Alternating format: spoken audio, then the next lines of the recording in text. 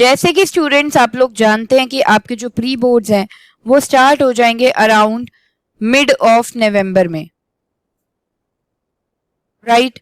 तो अगर अभी देखा जाए तो सितंबर के कुछ डेज बाकी हैं, अक्टूबर, एंड क्योंकि मिड ऑफ नवंबर है तो कुछ डेज आपको नवंबर मंथ के भी मिलेंगे। तो हम बोल सकते हैं कि राउंड ऑफ आपके पास 45 डेज है।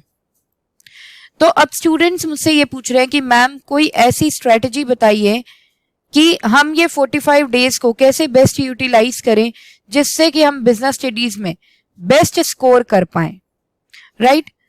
जय Shri Shyam everyone, this is your educator Sakshi Dua, welcomes you to class 12th grooming education. तो बच्चों इस वीडियो में मैं बात करने वाली हूँ 45 डेज स्ट्रेटजी की जो आपको यूज करना है ताकि आप अपने बिजनेस स्टडीज की प्रिपरेशन प्री बोर्ड एग्जामिनेशन के लिए बहुत ही बढ़िया कर पाए। और जैसे कि हम जानते हैं प्री बोर्ड एग्जामिनेशन में हमने अच्छा कर लिया तो इसका मतलब फाइनल बोर्ड एग्जाम के लिए तो वैसे ही बढ़िया प्रिपेयर्ड हो गए हम, राइट। तो अब मैं आपको बताने वाली हूँ कि क्या स्ट्रेटजी रहेगी, ठीक है, जो आपको 45 डेज में यूज करनी है ताकि आप बिजनेस स्टडीज में बढ़िया से बढ़िया स्कोर कर सकें। तो आइए स्ट्रेटजी को समझने से पहले बेटा हमें समझना होगा कि जैसे कि हम जानते हैं कि बिजनेस स्टडीज में 12 चैप्टर्स हैं, इन 12 चैप्टर्स की वेटेज क्या है, ठीक है। तो सबसे पहले हम बात करेंगे chapter 1 that is nature and significance of management, chapter 2 principles of management, chapter 3 business environment.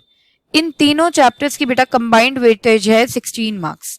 मतलब इन तीनों चैप्टर्स की वेटेज अलग अलग सेपरेटली आपको नहीं प्रोवाइडेड है, एक साथ ही प्रोवाइडेड है कि ये तीनों चैप्टर्स आपके सीबीएसई बोर्ड एग्जाम में 16 मार्क्स के आएंगे। Next chapter 4 planning, chapter 5 organising, इन दोनों की भी आपको कंबाइंड वेटेज प्रोवाइडेड है जो कि है 14 marks. Next chapter 6, chapter 7, chapter 8, chapter 6 है बेटा स्टाफिंग, चैप्टर 7 है डायरेक्टिंग, चैप्टर 8 है कंट्रोलिंग। इन तीनों चैप्टर्स की कंबाइंड वेटेज है 20 मार्क्स, ठीक है। तो ये तो हो गया बुक 1 के बारे में। बुक 1 में 8 चैप्टर्स हैं। बात करेंगे बेटा आपके बुक 2 के चैप्टर्स की। Chapter 9 which is financial management, chapter 10 which is financial markets, इन दोनों चैप्टर्स की कंबाइंड वेटेज है 15 marks. Next 2 chapters, chapter 11 marketing management, chapter 12 consumer protection, इन दो चैप्टर्स की वेटेज है बेटा 15 मार्क्स, ठीक है। तो अब ये तो हमने बात कर ली वेटेज की, हर एक चैप्टर की कितनी कितनी वेटेज है ये हमने देख लिया। अब हम बात करेंगे हमारी स्ट्रेटेजी के बारे में। देखिए यहां पर जैसे कि हम देखने वाले हैं कि 45 डेज है हमारे पास। 45 डेज का मतलब होता है 6 वीक्स, ठीक है। अब मैं आपको बताने वाली हूं कि आपको हर एक वीक को कैसे यूटिलाइज करना है।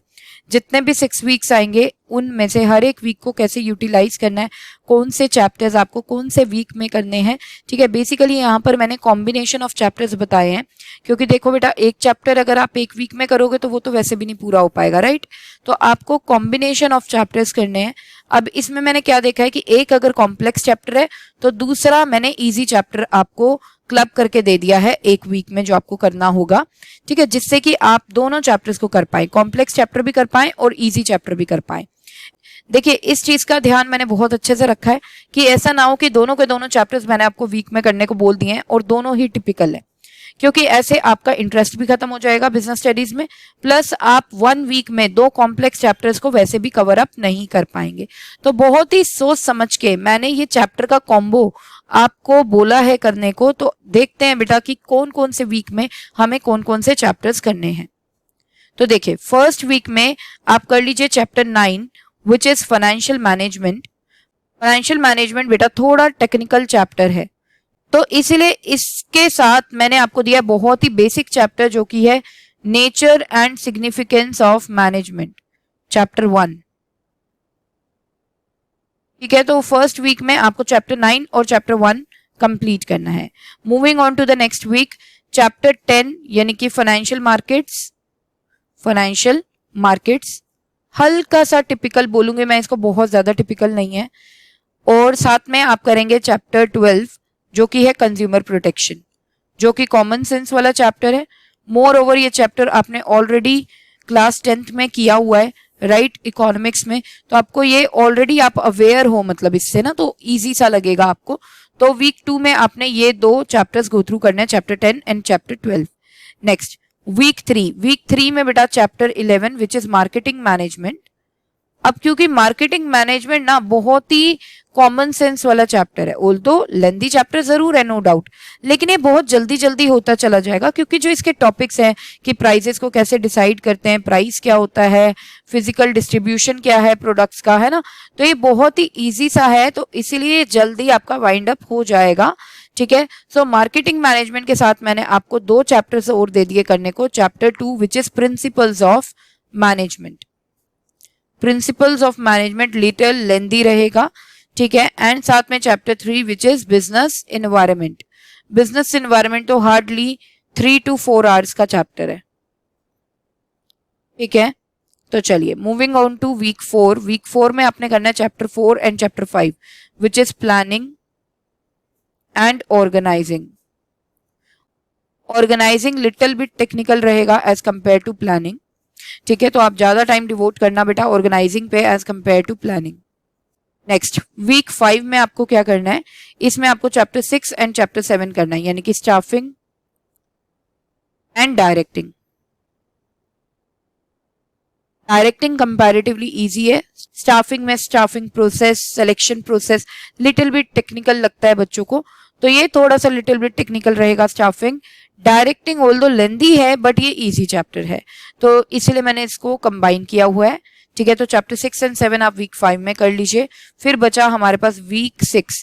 वीक 6 में कंट्रोलिंग, जो कि बहुत ही छोटा सा चैप्टर है, it will hardly take your 2 to 3 hours, and साथ में आप रिविजन कर लीजिए जितने भी चैप्टर्स, यहाँ पे तो सारे ही चैप्टर्स हो गए होंगे, आप प्लीज रिविजन जरूर कीजिएगा हर एक चैप्टर का। ठीक है, तो आई होप गाइस आपको समझ में आया होगा। अब यहाँ पर गाइस कुछ टिप्स देना चाहूंगी टाइम बचाने के लिए। देखिए, आप कोई भी चैप्टर कर रहे हैं साइड बाय साइड उसका लर्निंग वर्क कर लीजिए। ठीक है, आप चैप्टर 1 जैसे आपने किया तो आपने उसका लर्निंग वर्क भी कर लिया। ठीक है, फिर जब आप चैप्टर 2 पर आए, या जो भी मैंने सीक्वेंस आपको बताया उसके अकॉर्डिंगली आप चलेंगे, चैप्टर 2 आपने किया तो चैप्टर 1 को एक बार रिवाइज कर लीजिए चैप्टर 2 करने से पहले। फिर चैप्टर 3 पे आते हैं तो चैप्टर 1 और चैप्टर 2 को रिवाइज कर लीजिए। तो इससे क्या होगा, मल्टीपल रिविजन आपकी होती चली जाएंगी और आपका कॉन्फिडेंस भी बूस्टअप होता चला जाएगा, और जो लर्निंग वर्क आप करते हो वो रिटेन रहेगा आपके माइंड में। तो आई होप गाइज ये स्ट्रेटेजी बहुत ही जबरदस्त स्ट्रेटेजी है और आपको ये अच्छे से समझ में आ गई होगी। If you feel the same then please like the video and subscribe the channel if you are new to our channel। तो यहाँ पर गाइस सेशन को एंड करना चाहूंगी, मिलते हैं हमारे नेक्स्ट सेशन में। Till then bye bye, take care, जय श्री श्याम।